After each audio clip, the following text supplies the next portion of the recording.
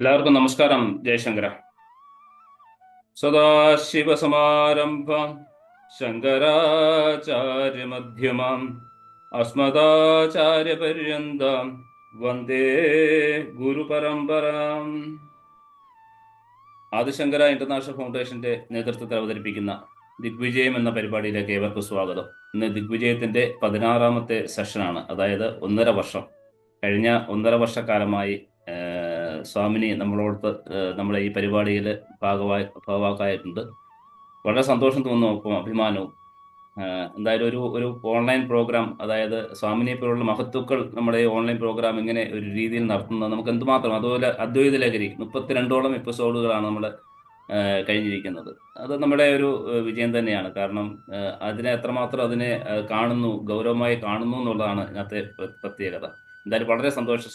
സ്വാമിനിയുടെ പാതാരബിന്ദങ്ങളിൽ നമസ്കരിച്ചുകൊണ്ട് ഇന്നത്തെ ഈ പരിപാടി ആരംഭിക്കുന്നു. ആദ്യമായി ഗുരുസ്മരണയ്ക്കായി നമ്മുടെ പ്രിയപ്പെട്ട ഡോക്ടർ ജയകൃഷ്ണൻ നമ്പൂതിരി അവർകളെ ഞാൻ വേദിയിലേക്ക് സ്വാഗതം ചെയ്തുകൊള്ളുന്നു. ഗുരുസ്മരണം. ജയശങ്കര ജയശങ്കര ജയശങ്കര. അജ്ഞാനാന്തർഗഹനപതിതൻ ആത്മവിദ്യോപദേശൈഃ ത്രാതും ലോകൻ ഭവതവ ശിഖാ താപപാപാച്യമാനാൻ മുക്ത്വാ മൗനം വടപിടപിനോ മൂലതോ നിഷ്പതന്തി ശംഭോർമൂർത്തിശ്ചരതി ഭുവനേ ശങ്കരാചാര്യരൂപാ സദാശിവസമാരംഭാം ശങ്കരാചാര്യമധ്യമാം അസ്മദാചാര്യപര്യന്താം വന്ദേ ഗുരുപരമ്പരാം. ശങ്കരം ശങ്കരാചാര്യം കേശവം ബാദരായണം സൂത്രഭാഷ്യ കൃതൗ വന്ദേ ഭഗവന്തൗ പുനഃ പുനഃ. ജയശങ്കര. വളരെ സന്തോഷം ജേട്ട. ഞാൻ വളരെ ഭക്തിയാദരപൂർവ്വം സ്വാമിനി ഇന്നത്തെ സെഷനിലേക്ക് സ്വാഗതം ചെയ്തുകൊള്ളുന്നു. ജയശങ്കര.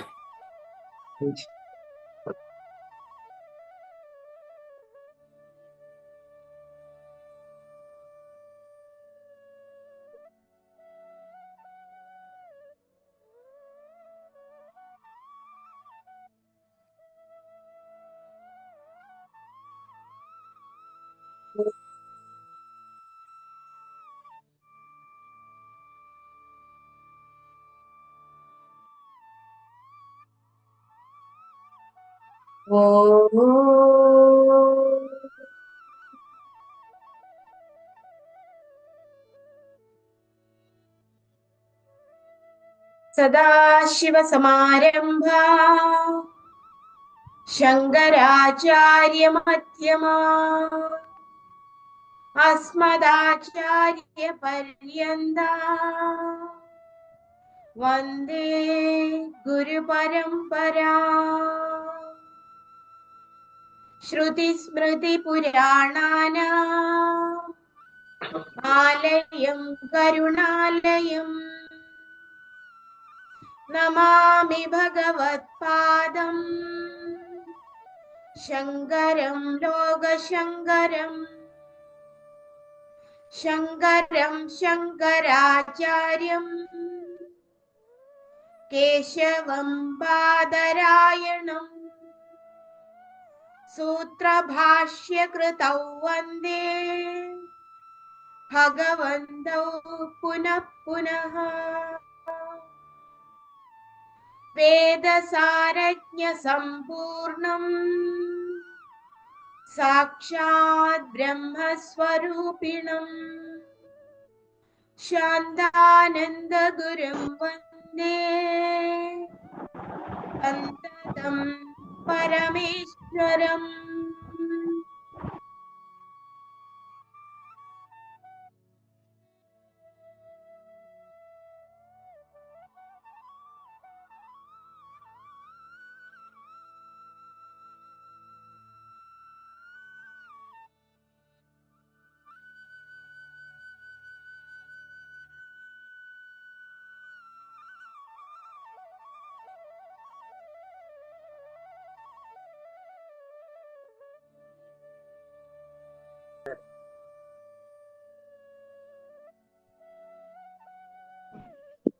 ഇതില് നമ്മൾ വളരെ കൃത്യമായും സ്പഷ്ടമായും ആചാര്യ ഭഗവത്പാദരുടെ ഉപദേശ സാരത്തെ ഉള്ളിൽ ഗ്രഹിച്ച് ഉണ്മയാണ് സ്വരൂപം എന്ന് തിരിച്ചറിയുന്നതിന്, അനുഭൂതമാക്കുന്നതിന് പര്യാപ്തമായ രീതിയിലുള്ള പാഠങ്ങളാണ് ഉദ്ബോധിപ്പിച്ചുകൊണ്ടിരിക്കുന്നത്. അത് ഒരു പ്രാവശ്യം ശ്രവണം ചെയ്താൽ പോരാ, ആവർത്തിച്ച് മനനം ചെയ്യുകയും അത് ആ മനനത്തിലൂടെ നിധിധ്യാസനം സഹജ സ്വരൂപമായി പരിണമിക്കുകയും ചെയ്യേണ്ടതായിട്ട്. ഇപ്പോഴും നമ്മൾ വിചിന്തനം ചെയ്തുകൊണ്ടിരിക്കുന്നത് ആത്മാ കഹ, ആത്മാവ് എന്താണ്, ആത്മാ സത്യം തദന്യത് സർവം മിഥ്യേതി. ഇപ്പൊ നമ്മൾ ഓരോ പ്രാവശ്യവും പറഞ്ഞ ആ വിഷയങ്ങൾ മുഴുവൻ വീണ്ടും ആവർത്തിക്കാൻ ഇപ്പോൾ നമുക്ക് സമയമില്ല. എങ്കിൽ തന്നെ ഒരു മാസം കഴിഞ്ഞാണ് നമ്മൾ വീണ്ടും ഒത്തുകൂടുന്നത്. അതുവരെ അതില് രസിച്ച ആ ആസ്വാദനം, അതിലെ ആ രസ ആസ്വാദനം നമുക്ക് ഒന്ന് ലഭിച്ചു കഴിഞ്ഞാൽ തുടർന്നും അത് കിട്ടുന്നത് വരെ ലഭിക്കണമേ എന്നുള്ള ഒരു ശ്രദ്ധ, അതാണ് ആചാര്യൻ നമുക്ക് പകർന്നരുളുന്നത്. കാരണം ആത്മാവ് സത്യം, അതിൽ നിന്ന് വ്യതിരിക്തമായത് സകലതും മിഥ്യയാണ് എന്ന് ആചാര്യൻ പറഞ്ഞു. അപ്പൊ ആത്മാവിന്റെ സ്വരൂപം സ്ഥൂല സൂക്ഷ്മ കാരണ ശരീരാത് വ്യതിരിക്ത എന്ന് പറഞ്ഞു. സ്ഥൂല ശരീരം എന്താണ്, സൂക്ഷ്മ ശരീരം എന്താണ്, കാരണ ശരീരം എന്താണ്? അപ്പൊ 3 ശരീരങ്ങളിൽ നിന്നും വ്യതിരിക്തമായത്, നമുക്ക് കാണാൻ കഴിയുന്ന തടിച്ചു കൊഴുത്ത ശരീരം ആത്മാവല്ല, 17 കലകളോട് കൂടിയ സൂക്ഷ്മ ശരീരം ആത്മാവല്ല, അഭാവ പ്രത്യാലംബനാവൃത്തി എന്നുള്ള രീതിയിൽ നിർവികൽപ രൂപമായി അനാദി അവിദ്യയായി വിരാജിക്കുന്ന കാരണ ശരീരവും ആത്മാവ് അല്ല. അവസ്ഥാത്രയത്തെ പറഞ്ഞു കഴിഞ്ഞു. ജാഗ്രത്, സ്വപ്നം, സുഷുപ്തി. ജാഗ്രത്തിലെ വിശ്വനോ, സ്വപ്നത്തിലെ തൈജസനോ, സുഷുപ്തിയിലെ പ്രാജ്ഞനോ ആത്മാവല്ല. പിന്നെയോ അതിന് സാക്ഷിയാണ്. അടുത്തത് പഞ്ചകോശാതീത സൻ. അതാണ് നമ്മൾ കഴിഞ്ഞ ക്ലാസ്സിൽ വിചിന്തനം ചെയ്തുകൊണ്ടിരുന്നത്. പഞ്ചകോശങ്ങൾക്കും അതീതമായിരിക്കുന്ന പരമമായ പ്രകാശമാണ് ആത്മാവ്, സച്ചിദാനന്ദമാണ്. അപ്പൊ ഈ പഞ്ചകോശങ്ങൾ ഏതൊക്കെ എന്നൊക്കെയാണ് നമുക്ക് ഇനി ശ്രദ്ധിക്കാനുള്ളത്. വളരെ വിശദമായിട്ട് ജാഗ്രതും സ്വപ്നവും സുഷുപ്തിയും അതിന്റെ വിശകലനവും ഒക്കെ ആചാര്യ ഭഗവത്പാദർ നടത്തിയിരുന്നു. പഞ്ചകോശങ്ങൾ എന്ന് പറഞ്ഞാല് ഒരു വ്യക്തിക്ക്, ഒരു ജീവിക്ക് 3 ശരീരങ്ങളാണുള്ളത്. ആ 3 ശരീരങ്ങൾ സ്ഥൂല ശരീരം, സൂക്ഷ്മ ശരീരം, കാരണ ശരീരം. സ്ഥൂല ശരീരം എന്ന് പറയുമ്പോൾ അത് നമുക്ക് തടിച്ചു കൊഴുത്തതാണെന്നും അന്നത്തിൽ നിന്നുണ്ടാകുന്നതാണെന്നും അന്നത്താൽ നിലനിൽക്കുന്നതാണെന്നും അന്നത്തിൽ തന്നെ ചേരുന്നതാണ് എന്നും തിരിച്ചറിയേണ്ടതായിട്ടുണ്ട്. അതാണ് സ്ഥൂല ശരീരം എന്ന് പറയുന്നത്. അതുകൊണ്ടാണ് ആ സ്ഥൂല ശരീരത്തെ ത്വം മാംസ രുധിര സ്നായു മേധോ മജ്ജാസ്തി സങ്കുലം പൂർണ്ണം മൂത്രപുരീഷാഭ്യാം സ്ഥൂലം നിന്ദ്യമിതം വപുഹു എന്നൊക്കെ ശങ്കര ഭഗവത്പാദർ വ്യക്തമാക്കി തന്നിട്ടുള്ളത്. ഇവിടെ പഞ്ചകോശാഹ കേ, പഞ്ചകോശങ്ങൾ ഏതൊക്കെയാണ്? അന്നമയ, പ്രാണമയ, മനോമയ, വിജ്ഞാനമയ, ആനന്ദമയ കോശ ച ഇതി. ഇങ്ങനെ 5 കോശങ്ങളാണ് ഉള്ളത്. ഒന്നാമത്തെ കോശത്തിന്റെ പേര് പറഞ്ഞത് അന്നമയ കോശം. അന്നമയ കോശം എന്ന് പറയുമ്പോൾ എന്താണ് എന്നാണ് അടുത്തതായിട്ട് പറയുന്നത്. അന്നരസേനൈവ ഭൂത്വാ അന്നരസേനൈവ വൃദ്ധിം പ്രാപ്യ അന്നരൂപ പൃഥിവ്യാം യത് വിലീയതേ തത് അന്നമയ കോശ സ്ഥൂല ശരീരം. അപ്പൊ ഈ അന്നമയ കോശ എന്താണ് എന്ന് വ്യക്തമാക്കുകയാണ്. കോശം എന്ന് പറയുന്ന പദത്തിന്റെ അർത്ഥം ആവരണം എന്നാണ്. ഇപ്പൊ ഒരു വാള് ഉറയിലിട്ട് കഴിഞ്ഞാൽ ആ വാളുറയ്ക്ക് ഒരു 5 ആവരണം ഉണ്ട് എങ്കിൽ ആ ആവരണം മാറ്റാതെ അതിനുള്ളിലിരിക്കുന്ന വാള് നമുക്ക് കാണാൻ കഴിയുകയില്ല. അപ്പൊ അതിനെ മറച്ചിരിക്കുന്ന ആവരണത്തെയാണ് കോശം എന്ന് പറയുന്നത്. ഈ കോശം എന്ന് പറയുമ്പോൾ ഇവിടെ അന്നമയ കോശം, പ്രാണമയ കോശം, മനോമയ കോശം, വിജ്ഞാനമയ കോശം, ആനന്ദമയ കോശം, 5 ആവരണങ്ങൾ ആത്മാവിനെ മറച്ചുകൊണ്ടിരിക്കുന്നു. എങ്ങനെ? മേഘം സൂര്യനെ മറയ്ക്കുന്നത് പോലെ, പായൽ ജലാശയത്തെ മറയ്ക്കുന്നത് പോലെ, ഉൽബം ഗർഭസ്ഥ ശിശുവിനെ മറച്ചിരിക്കുന്നത് പോലെ, പുക അഗ്നിയെ മറച്ചിരിക്കുന്നത് പോലെ, അങ്ങനെ പല ആവരണം വന്നിട്ട് ആത്മാവ് മറയപ്പെട്ടിരിക്കുന്നു. അങ്ങനെ മറയപ്പെട്ടിരിക്കുന്നതിനാൽ ആ മറകൾ ഏതൊക്കെയാണെന്ന് സൂക്ഷ്മമായി വിശകലനം ചെയ്ത് അതിനെ ഒഴിവാക്കുന്ന ഒരു പ്രക്രിയയാണ് ഇവിടെ ആചാര്യശ്രേഷ്ഠൻ ഉപദേശിക്കുന്നത്. അന്നമയ കഹ. അന്നമയം എന്ന് പറഞ്ഞാൽ എന്താണ്? ഇപ്പൊ മയം എന്നുള്ള വാക്കിന് അവിടെ ചേർത്തിരിക്കുന്നതിന്റെ അർത്ഥം അതിന്റെ ആധിക്യം ഉണ്ട് എന്ന് നാം ഗ്രഹിച്ചുകൊള്ളണം. അപ്പൊ മയ ശബ്ദം എന്ന് പറയുമ്പോൾ അന്നത്തിന്റെ ആധിക്യം. അതുകൊണ്ടാണ് ഇവിടെ പറഞ്ഞത് അന്നരസേനൈവ ഭൂത്വാ. ഈ ശരീരം അന്നത്തിൽ നിന്ന് ആണ് ഉണ്ടാകുന്നത്. പിതാവ് കഴിച്ച ആഹാരത്തിന്റെ സത്തയിൽ നിന്നും മാതാവ് കഴിച്ച ആഹാരത്തിന്റെ സത്തയിൽ നിന്നും ചേർന്നുണ്ടാകുന്നത് മാതാവിന്റെ അന്നരസ തത്വത്താൽ വൃദ്ധിയെ പ്രാപിച്ച് ജനനശേഷവും അന്നത്താൽ തന്നെ നിലനിൽക്കുന്നതും അന്നരൂപമായിരിക്കുന്ന പൃഥ്വിയില് വിലയം പ്രാപിക്കുന്നതും ആയ ഈ സ്ഥൂല ശരീരത്തെ ഫുഡ് ഷീത്ത് അഥവാ അന്നമയ കോശം എന്ന് പറയും. അങ്ങനെ കൃത്യമായിട്ട് തടിച്ചു കൊഴുത്തിരിക്കുന്ന അസ്ഥി, മജ്ജ, മലം, മൂത്രം, രക്തം ഇത്യാദികളുടെ സംഘാതമായിരിക്കുന്ന ശരീരമായിട്ട്, സ്ഥൂല ശരീരമായിട്ട് വ്യക്തമായി ധരിച്ചു കൊള്ളണം. അതാണ് അന്നമയ കോശം. അങ്ങനെയെങ്കില് ഈ പ്രാണമയ കോശം എന്ന് പറയുന്നത് എന്താണ്? പ്രാണമയ കഹ. പ്രാണാദ്യാഹ പഞ്ചവായവഃ വാഗീന്ദ്രിയ പഞ്ചകം പ്രാണമയ കോശ. പ്രാണമയം എന്ന് പറഞ്ഞാല് പ്രാണൻ തുടങ്ങിയ 5 വായുക്കളും, ഇത് നമ്മൾ കഴിഞ്ഞ ക്ലാസ്സിലൊക്കെ ഈ പഞ്ചപ്രാണന്മാരെയും പറഞ്ഞതാണ്. ഏതൊക്കെയാണ് പഞ്ചപ്രാണന്മാര്? പ്രാണൻ, അപാനൻ, വ്യാനൻ, ഉദാനൻ, സമാനൻ. അപ്പൊ പ്രാണൻ എന്ന് പറഞ്ഞാല് നമ്മളുടെ റെസ്പിറേറ്ററി സിസ്റ്റത്തിന്റെ ഫങ്ഷൻ നടത്തിക്കൊണ്ടിരിക്കുന്ന ആ പ്രാണശക്തിയെ നമ്മൾ പ്രാണൻ എന്ന് പറയും. എന്നാൽ അപാനനാകട്ടെ എക്സ്ക്രീറ്ററി സിസ്റ്റത്തിന്റെ ശക്തി. ഏതൊക്കെ പുറത്തേക്ക് വിസർജിക്കപ്പെടുന്നുവോ, ആ വിസർജിക്കപ്പെടുക എന്ന് പറയുമ്പോൾ ഇറ്റ് ഇൻക്ലൂഡ്സ്, അത് ഏതൊക്കെ ഉൾക്കൊള്ളും? മലമൂത്രാദികളും വിയർപ്പും തുടങ്ങി സകലവിധ വിസർജനാദി ഭാവങ്ങൾക്കും സഹായകമായി നിൽക്കുന്ന പ്രാണശക്തിയെ അപാനൻ എന്ന് പറയും. എന്നാൽ വ്യാനനാകട്ടെ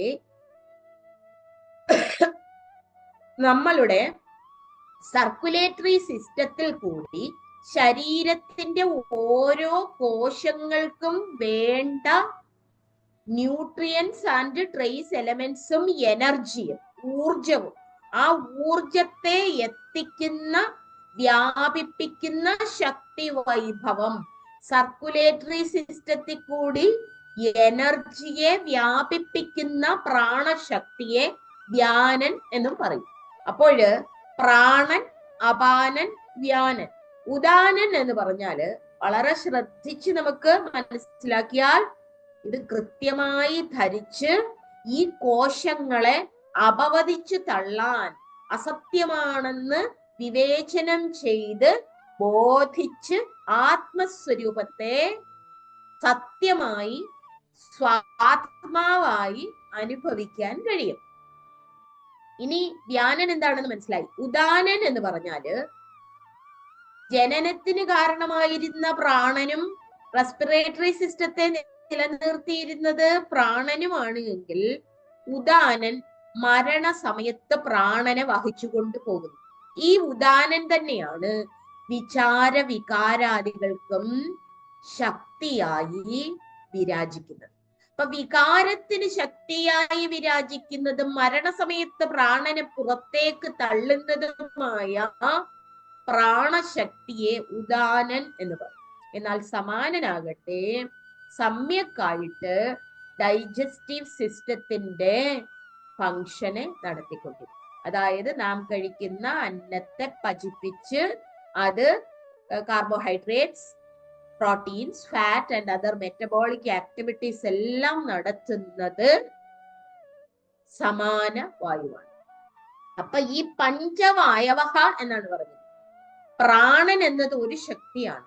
ആ ഒരേ ശക്തിയായിരിക്കുന്ന പ്രാണശക്തി ഏതൊക്കെ ഫങ്ഷനുകളിൽ ചേർന്ന് നിൽക്കുന്നുവോ ആ ചേർന്ന് നിൽക്കുന്നതിനനുസരിച്ച് ആ പ്രാണശക്തിക്ക് നൽകിയിരിക്കുന്ന പേരുകളാണ് ഇവ. അപ്പൊ അതിന് കൃത്യമായ ഫങ്ഷൻസ് ഉണ്ട് എന്ന് ധരിച്ചിരിക്കണം. അങ്ങനെയുള്ള പ്രാണശക്തി പഞ്ചവായുക്കളാണ്. ആ പഞ്ചവായുക്കള് വാഗാദി ഇന്ദ്രിയ പഞ്ചകം. വാഗാദി ഇന്ദ്രിയങ്ങൾ എന്ന് പറഞ്ഞാൽ കർമ്മേന്ദ്രിയങ്ങളാണ്. വാക്ക്, പാണി, പാദം, പായു, ഉപസ്ഥ. ഇങ്ങനെയുള്ള നമ്മൾ കഴിഞ്ഞ ക്ലാസ്സിൽ ഇതിന്റെ ദേവതമാരെയൊക്കെ പറഞ്ഞതാണ്. 5 കർമ്മേന്ദ്രിയങ്ങളും ചേർന്ന് പ്രാണമയ കോശമാണ്. അപ്പോൾ ഈ സ്ഥൂല ശരീരത്തിന്റെ ഉള്ളിലുള്ള ആവരണമാണ് ഏറ്റവും ബാഹ്യമായി കാണുന്ന ആവരണം. സ്ഥൂല ശരീരമാണ് എങ്കിൽ അതിനേക്കാൾ സൂക്ഷ്മമായി സ്ഥൂല ശരീരത്തിന്റെ ശക്തി വൈഭവമായി, ആത്മശക്തി വൈഭവമായി നിലനിൽക്കുന്ന പ്രാണശക്തിയെയാണ് പ്രാണമയ കോശം എന്ന് പറയുന്നത്. ഈ പ്രാണമയ കോശത്തിൽ പഞ്ചപ്രാണന്മാരും കർമ്മേന്ദ്രിയങ്ങളും ചേർന്ന് നിൽക്കുന്നു എന്ന് മനസ്സിലാക്കിക്കൊള്ളാം. അപ്പൊ അതിനെ നമ്മൾ വൈറ്റൽ ഷീത്ത് അല്ലെങ്കിൽ ക്രിയാശക്തി എന്ന് പറയും. ശരീരം ചലിക്കണമെങ്കിൽ, ശരീരം പ്രവർത്തനക്ഷമമാകണമെങ്കിൽ ഈ പഞ്ചപ്രാണന്മാരും വാഗാദി ഇന്ദ്രിയങ്ങളും സ്ഥൂല ശരീരത്തോട് ചേരണം. അതിനുള്ളിലേക്ക് സൂക്ഷ്മമായി കടന്നു കഴിഞ്ഞാൽ ഉള്ള കോശമാണ് മനോമയ കോശം എന്ന് പറയുന്നത്. മനോമയ കോശം എന്ന് പറയുന്നത് മെന്റൽ ഷീത്ത് എന്ന് പറയാം. മനസ്സെന്ന ആവരണം. മനശ്ച ജ്ഞാനേന്ദ്രിയ പഞ്ചകം മിലിത്വാ, മനശ്ച ജ്ഞാനേന്ദ്രിയ പഞ്ചകം മിലിത്വാ യോ ഭവതി സ മനോമയ കോശ. അപ്പോഴ് മനോമയ കോശം എന്നാൽ എന്ത്? മനസ്സും 5 ജ്ഞാനേന്ദ്രിയങ്ങളും ചേർന്നതാണ് മനോമയ കോശം. ഈ മനസ്സില്ല എങ്കിൽ പ്രാണമയ കോശത്തിന് ഫങ്ഷൻ ചെയ്യാൻ കഴിയില്ല. പ്രാണമയ കോശത്തിന് ശക്തി വൈഭവം പകർന്നു നൽകുന്നത് മനോമയ കോശം കൂടി ചേർന്നാണ്. മനോമയ കോശത്തിന് പ്രവർത്തനക്ഷമത പകർന്നു നൽകുന്നത് വിജ്ഞാനമയ കോശം. അപ്പോൾ ഓരോ ആവരണവും പരസ്പരം ബന്ധപ്പെട്ടിരിക്കുന്നു എന്ന് മനസ്സിലാക്കിക്കൊണ്ട് അന്നമയ കോശം സ്ഥൂല ശരീരമാണെന്ന് ധരിച്ചുകൊണ്ട് പ്രാണമയ കോശത്തിന്റെ ഉള്ളിലായി മനോമയ കോശവും മനോമയ കോശത്തിന്റെ ഉള്ളിലായി വിജ്ഞാനമയ കോശവും, ഇത് മൂന്നും ചേർന്ന് സൂക്ഷ്മ ശരീരവുമായും നിലനിൽക്കുന്നു എന്ന് തിരിച്ചറിയാം. അപ്പോൾ ഈ മനോമയ കോശം എന്ന് പറയുന്നത് അന്നമയ കോശത്തിനകത്തുള്ളതും എന്നാൽ ഈ അന്നമയ കോശത്തിന്റെ അന്തരാത്മാവായിരിക്കുന്ന പ്രാണമയ കോശത്തിന്റെയും ഉള്ളിൽ സൂക്ഷ്മമായിരിക്കുന്ന ശക്തി വൈഭവമാണ് മനസ്സ് എന്ന് പറയുന്നത്.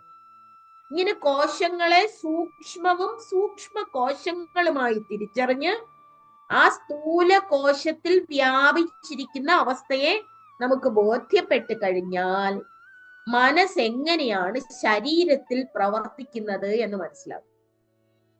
ഇപ്പൊ മനസ്സിന്റെ പ്രവർത്തനം എങ്ങനെ നിലനിൽക്കുന്നു, മനസ്സെന്താണ്? മനസ്സ്, നമ്മള് ശമദമാദികളൊക്കെ വിവരിച്ചപ്പോൾ മനസ്സിനെ കുറിച്ച് ചിന്തിച്ചിരുന്നു. മനസ്സെന്ന ആവരണത്തെ അപവദിച്ച് തള്ളണം. എന്റെ ചിന്തകളും എന്റെ വികാരങ്ങളും ഞാനല്ല എന്ന് തിരിച്ചറിയണമെങ്കിൽ ഇപ്പോൾ താൻ എങ്ങനെ മനസ്സിന് അടിമയായിരിക്കുന്നു എന്ന് തിരിച്ചറിയണം. ശരീരത്തിലെ ഓരോ കോശങ്ങളും പ്രവർത്തിക്കുന്നതിന് മനസ്സ് എങ്ങനെ ചേർന്നിരിക്കും? കാരണം മനസ്സ് എന്ത് ചിന്തിക്കുന്നുവോ അതനുസരിച്ച് മനസ്സിന്റെ പ്രവർത്തനത്തിന് കാരണമായി, കണ്ണടയ്ക്കുന്നതിനും തുറക്കുന്നതിനും കാരണമായി പ്രാണശക്തി അവിടെ വിരാജിക്കുന്നുണ്ട്. അപ്പൊ കണ്ണിൽ കൂടി മനസ്സ് ജ്ഞാനേന്ദ്രിയങ്ങളോട് ചേർന്ന് പുറത്തേക്ക് പ്രവഹിക്കുമ്പോഴാണ് ഒരു ദൃശ്യാനുഭവം ഉണ്ടാകുന്നത്. പക്ഷെ ആ ദൃശ്യാനുഭവത്തിൽ മനസ്സ് എങ്ങനെയാണ് നിലനിൽക്കുന്നത്? മനസ്സ് എപ്പോഴും നമ്മെ ഭരിച്ചുകൊണ്ടാണ് നിലനിൽക്കുന്നതെങ്കിൽ നാം ഒരിക്കലും ആത്മാവിനെ അറിയില്ല. ആത്മാവിനെ അറിയില്ല എന്ന് പറഞ്ഞാല് വികാര വിക്ഷോഭങ്ങൾക്ക് അടിമയായിട്ടാണ് നാം നിലനിൽക്കുന്നതെങ്കിൽ നാം മനസ്സെന്ന ആവരണത്തെ മാറ്റിമറിക്കാൻ തയ്യാറല്ല. മനസ്സെന്ന ആവരണം എങ്ങനെ നമ്മളിൽ നിലനിൽക്കുന്നു? ബോധ മനസ്സ്, ഉപബോധ മനസ്സ്, അബോധ മനസ്സ്, ഇങ്ങനെ 3 തലങ്ങളുണ്ട് മനസ്സിന് തന്നെ. ഉണർന്നിരുന്ന് പ്രവർത്തിക്കുമ്പോൾ ബോധ മനസ്സ് 10% മാത്രമേ ഉള്ളൂ എന്നും ഉപബോധ മനസ്സും അബോധ 100% നമ്മെ ഭരിച്ചുകൊണ്ടിരിക്കുകയാണ് എന്നും തിരിച്ചറിയുന്നവർ അവബോധത്തോടു കൂടി മനസ്സെന്താണെന്ന് വീക്ഷിക്കും. മനസ്സിനെ നിയന്ത്രിച്ചു കളയാം, മനസ്സിനെ അടക്കിക്കളയാം എന്നൊക്കെ വിചാരിക്കുന്നവർ ആദ്യം മനസ്സെന്താണ്, എങ്ങനെ നിലനിൽക്കുന്നു, ആത്മാവ് മനസ്സാണോ എന്ന് ചിന്തിച്ചറിയണം. യഥാർത്ഥത്തിൽ ഒരു ജീവിതകാലം മുഴുവൻ മനസ്സ് വസ്തുക്കളുടെയും വ്യക്തികളുടെയും രൂപം ഒപ്പിയെടുക്കുന്നതിന്, അതിന്റെ സങ്കല്പത്തെ പ്രദാനം ചെയ്യുന്നതിന്, വികല്പത്തെ പ്രദാനം ചെയ്യുന്നത് മാത്രമാണ് സഹായിക്കുന്നത്. അത് ഇന്നതാണ് എന്ന് നിശ്ചയിക്കുന്നത് ഇന്റലക്ച്വൽ ഷീത്ത് അഥവാ വിജ്ഞാനമയ കോശം. മനോമയ കോശം അഥവാ മനസ്സ് അത് ഇന്നതാണ് എന്ന് രൂപം കൽപ്പിച്ചുകൊണ്ട് ആ രൂപങ്ങൾക്ക് ഒരു കൽപ്പന കൊടുത്തുകൊണ്ട് കൽപ്പനയ്ക്കനുസൃതമായ വികാര വിചാരങ്ങളെ സൃഷ്ടിച്ച് ആകാംക്ഷയും ഉത്കണ്ഠവും ക്രോധവും ഭയവും ഒക്കെ സൃഷ്ടിച്ചുകൊണ്ട് അങ്ങനെ ജീവിതം തുടരുകയാണ് ചെയ്യുന്നത്. ഇത് തനിക്ക് എന്ത് പ്രയോജനം നൽകുന്നു എന്ന് തിരിച്ചറിയണം. ഈ മനസ്സ് അഥവാ ചിന്ത എങ്ങനെയാണ് തന്നെ അടിമയാക്കിയിരിക്കുന്നത്? എത്ര കാലമായി താൻ ഈ മനസ്സെന്ന ആവരണത്തിന് അടിമയായിക്കൊണ്ട് മനസ്സിനെ സത്യമെന്ന് ധരിച്ചുകൊണ്ട് ജീവിതം നയിക്കുന്നു എന്ന് തിരിച്ചറിയാൻ കഴിയുന്നവർക്ക് മാത്രമേ പ്രാണമയ കോശത്തെയും അന്നമയ കോശത്തെയും തള്ളിക്കളയാൻ കഴിയുകയുള്ളൂ. കാരണം മനസ്സാണ് ശരീരത്തെ കാണുന്നത്. ശരീരം എന്നതും മനസ്സിന്റെ ദൃശ്യമാണ്. ഈ ശരീരം തടിച്ചു കൊഴുത്ത ശരീരം ഞാനാണ് എന്ന് മാത്രം ധരിക്കുന്നവര് അന്നമയ കോശത്തിലാണ് ജീവിക്കുന്നത്.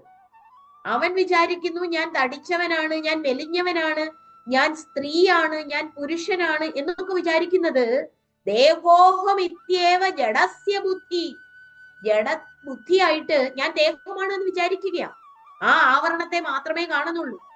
ഈ ജഡത്തെയും പ്രാണനെയും മനസ്സിനെയും ബുദ്ധിയെയും ആനന്ദത്തെയും പ്രകാശിപ്പിച്ചുകൊണ്ട് ഇതിനെല്ലാം സാക്ഷിയായി സർവത്ര പൂർണമായി സച്ചിദാനന്ദമായി വിരാജിക്കുന്ന ആ അഭൗമമായ അനവദ്യ സുന്ദരമായിരിക്കുന്ന ആദ്യന്തരഹിതമായിരിക്കുന്ന ചേതനയെ തിരിച്ചറിയുന്നതേയില്ല. പരിമിതമായ കൽപ്പനകളിൽ പെട്ട് ജീവിതം നയിക്കുന്നു. അപ്പൊ നമ്മളുടെ മനസ്സിനെ ഒന്ന് മാറ്റുന്നതിന് വേണ്ടിയിട്ട് ഈ സങ്കല്പങ്ങളും വികല്പങ്ങളും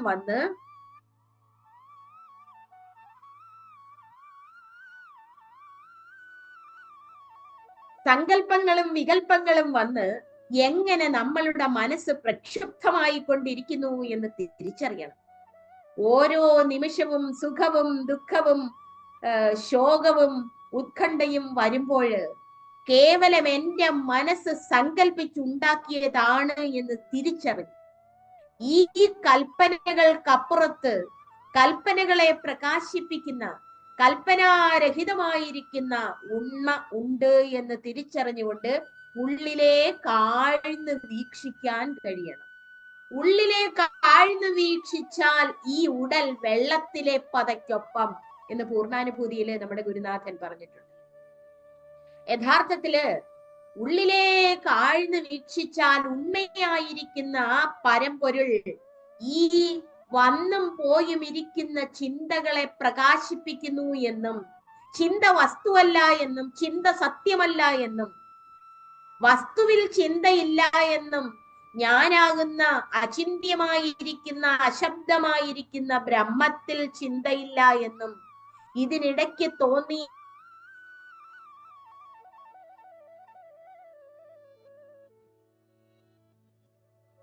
ാണ് മനസ്സ് എന്ന് തിരിച്ചറിയുമ്പോൾ അവൻ മനസ്സിന്റെ അടിമയാകാതെ എന്ത് ചിന്തിക്കണം എങ്ങനെ ചിന്തിക്കണം എന്ന് ചിന്തിക്കാൻ പ്രാപ്തിയുള്ളവനായി. അതുകൊണ്ടാണ് നിങ്ങൾ ഒരുപക്ഷെ വായിച്ചിട്ടുണ്ടാകും യു ആർ ദ പ്ലാസബോ എന്ന ഗ്രന്ഥം. ഇത് നമ്മുടെ ഋഷീശ്വരന്മാർ പറഞ്ഞതാണ്. You are the placebo making the mind matter.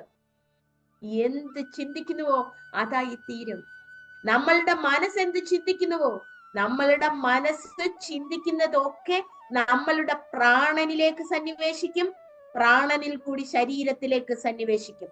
അതുകൊണ്ടാണ് പറഞ്ഞത് 60 to 75% of the diseases are psychosomatic. Body mind related ആണ്. സോമ മീൻസ് ബോഡി, സൈക്കോ മീൻസ് മനസ്സ്. ശരീരത്തിൽ വരുന്ന എല്ലാ രോഗങ്ങളും മനസ്സ് സൃഷ്ടിച്ചതാണ് എന്നും 6 മാസം മുമ്പ് തന്നെ ആ ശരീരത്തിന്റെ രോഗലക്ഷണങ്ങൾ പ്രാണനിൽ സന്നിവേശിച്ചിരിക്കുമെന്നും ആ പ്രാണൻ തന്നെയാണ് ശരീരത്തിലേക്ക് അതിനെ കൊണ്ടുവരുന്നതെന്നും ഇത് വളരെ ഗംഭീരങ്ങളായ പഠനം നടത്തി.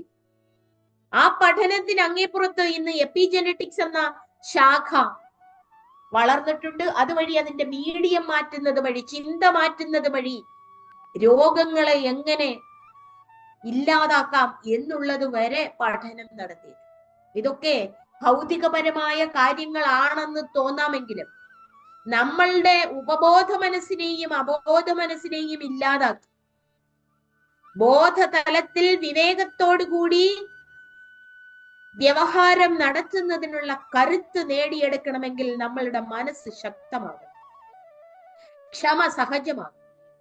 മനസ്സിന് എല്ലാ കാര്യങ്ങളെയും വികാരരഹിതമായി നോക്കിക്കാണുന്നതിനുള്ള ശക്തി ഉണ്ടാകണം. ദൗർബല്യം വെടിയണം. കാമക്രോധാദി ഭാവങ്ങളെ അകറ്റാൻ കഴിയണം. ഇത് വരുമ്പോൾ ഇതുകൊണ്ട് തനിക്കെന്ത് പ്രയോജനമെന്ന് ചിന്തിക്കാൻ കഴിയണം. തന്റെ ജീവിതത്തെ അസ്വസ്ഥമാക്കിക്കൊണ്ടിരിക്കുന്ന മഹാവൈരിയായിരിക്കുന്ന ഈ മനസ്സിന് ഞാൻ ഒരിക്കലും അടിമയാകില്ല എന്ന് ചിന്തിക്കാൻ കഴിയണം. അങ്ങനെ ചിന്തിക്കുന്നവന് മാത്രമേ ആ ചിന്താശക്തിയുടെ വൈഭവം തന്റെ പ്രാണനിൽ സന്നിവേശിപ്പിച്ച് മനസ്സിനെ അകറ്റാനുള്ള കരുത്ത് ലഭിക്കുകയും. ആ കരുത്ത് ലഭിക്കണമെങ്കിൽ മനസ്സ് എന്താണ്? മനസ്സ് കേവലം സങ്കല്പ വികല്പാത്മകമായി ഉണ്ടാവുകയും നശിക്കുകയും ചെയ്യുന്ന ഒരു കേവലം പ്രതിച്ഛായയാണ്. തന്റെ പ്രതിബിംബ ശരീരത്തിലും തന്റെ നിഴലിലും തനിക്ക് സത്യബുദ്ധി ഉണ്ടാകാത്തതുപോലെ സ്വശരീരം അന്നമയമാണെന്ന് അറിഞ്ഞുകൊണ്ട് ആ അന്നമയ ശരീരത്തില് ഞാൻ എന്നുള്ള ബുദ്ധി വരുത്താതിരിക്കണം. മനസ്സ് ഉണ്ടാക്കി കാണിക്കുന്ന കൽപ്പനകളേതും കേവലം നിഴൽ സമാനമാണ് ചിന്ത. അത് വളരെ ഏകാന്തത്തിലിരുന്ന് വിചിന്തനം ചെയ്യണമെന്ന് അതുകൊണ്ടാണ് ആചാര്യന്മാർ ഉപദേശിച്ചിട്ടുള്ളത്. അതിന്റെ അർത്ഥം ഏകാന്തത്തിലിരുന്ന് ചിന്ത എന്താണ് എന്ന് വിചിന്തനം ചെയ്യുന്നതിനുള്ള ആർജവം, ചിന്ത വസ്തുവാണോ? ചിന്ത താനാണോ? ചിന്ത എവിടെയാണ് നിലനിൽക്കുന്നത്? ആ ചിന്തയുടെ വികലതകളെ തിരിച്ചറിഞ്ഞ് നന്മ നിറഞ്ഞ താത്വികമായ ദർശനങ്ങളെ സ്വന്തമാക്കി ഹൃദയത്തിൽ നിറച്ചുകൊണ്ട്, ആ നന്മ നിറഞ്ഞ തത്വദർശനങ്ങൾ എന്ന് പറയുമ്പോൾ ആചാര്യ ഭഗവത്പാദരാൽ അനുശാസനം ചെയ്യപ്പെട്ട ആപ്തവാക്യങ്ങളെ അന്തരംഗത്തിൽ നിറച്ച് ആ ആത്മാവിന്റെ വിശുദ്ധിയിൽ അമരാൻ കഴിയുമ്പോൾ മാത്രമേ നമുക്ക് ആ ആത്മാനുഭൂതിയിൽ അഭേദമായി തീരാൻ കഴിയുകയുള്ളൂ. അപ്പൊ ചിന്ത, വികലമായ ചിന്തകൾ തന്നെ ഗ്രസിക്കുമ്പോൾ തന്റെ മനോവൈകല്യത്തെ തിരിച്ചറിഞ്ഞുകൊണ്ട് ആ വികലതകളിൽ നിന്നും മോചനം നേടുന്നതിന് വേണ്ടി എന്ത് ചിന്തിക്കണം, എന്ത് പറയണം, എന്ത് പ്രവർത്തിക്കണം, മനസാ വാച കർമ്മണ, അതിനെ പരിശുദ്ധമാക്കുന്നതിന് വേണ്ടി മനസ്സിന് അടിമയാകാതെ മനസ്സിന്റെ ഉടമയാകുന്നതിന് മനസ്സിന്റെ സ്വരൂപത്തെ തിരിച്ചറിഞ്ഞാൽ നാം പറയുന്നത് മാത്രമേ നമ്മുടെ മനസ്സിലേക്ക് വരൂ. ആവശ്യമില്ലാത്തതൊന്നും നമ്മെ കീഴ്പ്പെടുത്തില്ല. കാരണം നമുക്ക് കൃത്യമായിട്ട് അറിയാം, വിവേകത്താല് വിജ്ഞാനത്താല് ആ സത്യത്തിന്റെ ഗരിമ ഋഷീശ്വരന്മാരുടെ അനുഗ്രഹത്താൽ ഉള്ളിൽ നിറഞ്ഞതുകൊണ്ട് ഉണ്മയുടെ വൈഭവം ആ ഉലകെല്ലാം നിറഞ്ഞു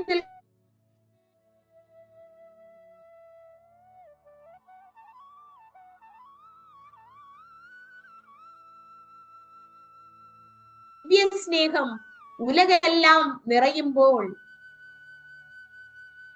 ഊഷ്മളമാം ദിവ്യ സ്നേഹം നമ്മളുടെ ഉള്ളിൽ നിറഞ്ഞ് പൊന്തുമ്പോൾ ഉലകെല്ലാം ഉണ്മയിൽ മുങ്ങി കുളിർകോരി തെളിയുന്നെന്നിൽ. ആ ദിവ്യമായിരിക്കുന്ന സ്നേഹം തന്നെയാണ് സർവചരാചരങ്ങളിലും നിലനിൽക്കുന്നത് എന്ന് തിരിച്ചറിയാൻ കഴിയാതെ പോകുന്നതിന്റെ കാരണം എന്താണ്? കൽപ്പന സത്യമാണ് എന്ന് വിചാരിക്കുന്നതാണ്. അതുകൊണ്ട് മനസ്സിനെ അതിക്രമിക്കണമെങ്കിൽ, അതിജീവിക്കണമെങ്കിൽ നാം എന്ത് ചെയ്യണം?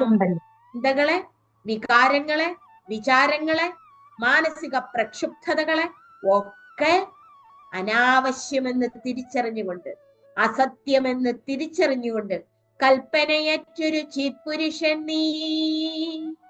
നീ കൽപ്പനയറ്റ ചിത്പുരുഷനാണ്. കൽപ്പിക്കുമ്പോൾ അല്പജ്ഞൻ. 1000 തവണ ഈ മന്ത്രങ്ങളൊക്കെ, ഈ തത്വബോധത്തിൽ പറഞ്ഞ വാക്യങ്ങളൊക്കെ ആവർത്തിച്ച് അങ്ങനെ നിധിധ്യാസനം ചെയ്യാൻ കഴിഞ്ഞാൽ ജീവിതം ധന്യധന്യമായി തീരും. അതുകൊണ്ട് ആ മനോമയ കോശം എന്ന് പറയുന്നത് 5 ജ്ഞാനേന്ദ്രിയങ്ങളും മനസ്സും ചേർന്നതാണ്. അതായത് ജ്ഞാനേന്ദ്രിയങ്ങൾ കാട്ടിത്തരുന്ന സകല അനുഭവങ്ങളിൽ നമ്മൾ ഇഷ്ടാനിഷ്ടങ്ങൾ ചേർത്ത് വെക്കും. ഇഷ്ടാനിഷ്ടങ്ങൾ എന്ന് പറഞ്ഞാല് നമുക്ക് യതിഷ്ടം തത് സുഖം, യതനിഷ്ടം തത് ദുഃഖം എന്നുള്ള രീതിയിൽ ഇഷ്ടമായതിനെ സുഖം എന്ന് പറയും, അനിഷ്ടമായതിനെ ദുഃഖം എന്ന് പറയും. അങ്ങനെ ചേർത്ത് വെച്ച് മനസ്സിൽ ജീവിക്കുന്ന രീതിക്കപ്പുറത്ത്, മനസ്സിനങ്ങേപ്പുറത്ത് തൃപ്തിയുടെ അപാരത സ്വാത്മാവായിട്ട് നിലനിൽക്കുന്നുണ്ട് എന്ന് നമുക്ക് അനുഭൂതമാക്കാൻ. അപ്പൊ അങ്ങനെയാണ് മനോമയം ഇതം സർവം. ഈ കാണുന്നതൊക്കെ മനസ്സ് മാത്രമാണ്, മനസ്സിനങ്ങേപ്പുറത്തോ അടുത്ത. അപ്പൊ ആ ഒരു ആവരണത്തെ നമ്മളൊന്ന് മാറ്റാൻ വേണ്ടിയുള്ള ഒരു ശ്രമം നടത്തുകയാണ്. മനോമയമായിരിക്കുന്ന കോശത്തെ കൂടി അപവദിച്ച് കളയാൻ വേണ്ടിയിട്ടാണ്. ഇനിയോ വിജ്ഞാനമയ കോശം. ഈ വിജ്ഞാനമയ കോശം എന്ന് പറയുന്നത് മനോമയ കോശത്തിനെയും ഉള്ളിലാണ് സ്ഥിതി ചെയ്യുന്നത്.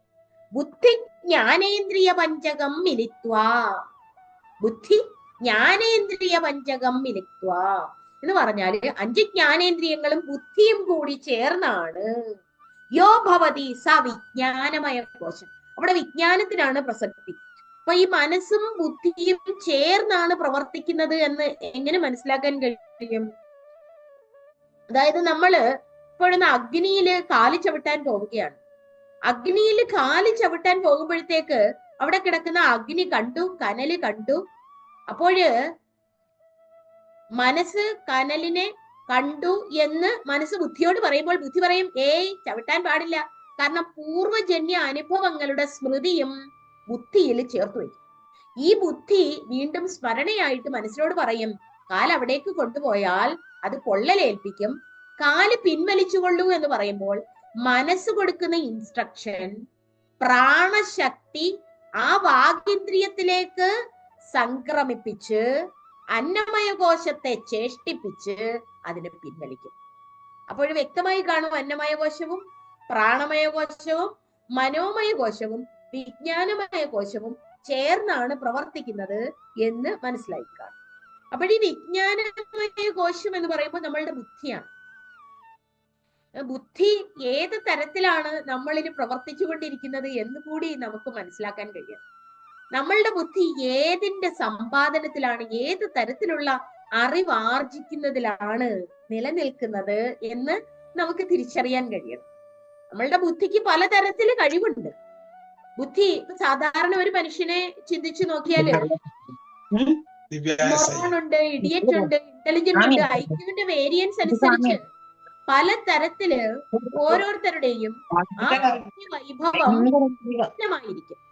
അപ്പോൾ വിഭിന്നമായിരിക്കുന്ന ബുദ്ധി വൈഭവത്തെ നമുക്ക് എങ്ങനെ സൂക്ഷ്മതരവും ഏകാഗ്രവുമാക്കി മാറ്റണം.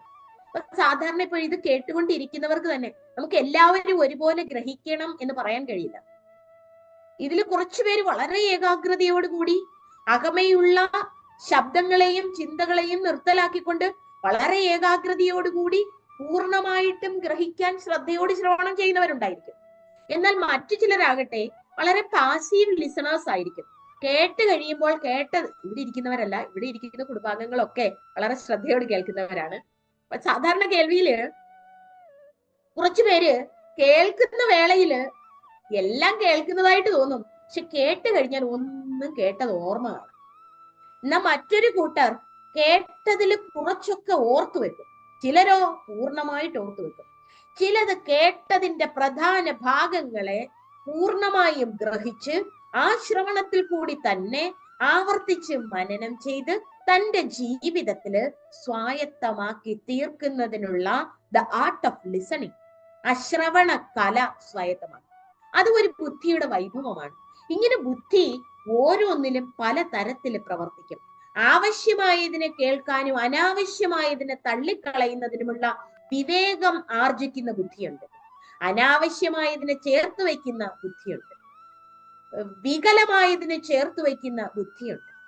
കേൾക്കുമ്പോൾ വേണ്ടതല്ലാത്തതിനെ മാത്രം കേൾക്കുകയും വേണ്ടുന്നതിനെ തള്ളിക്കളയുന്നതുമായ ബുദ്ധിയുണ്ട്. ഇങ്ങനെ നമ്മളുടെ ബുദ്ധി എവിടെ നിൽക്കുന്നു എന്ന് നമ്മളുടെ ബുദ്ധിയെ നാം തിരിച്ചറിയണം. നമ്മളുടെ മേധ, നമ്മളുടെ മതി, നമ്മളുടെ ധൃതി, നമ്മളുടെ പ്രജ്ഞ ഇതെങ്ങനെ ഇരിക്കുന്നു നമുക്കറിയണ്ടേ? അതിനെ ഒന്ന് കടന്നു പോകണമെങ്കിൽ നമ്മളുടെ മേധ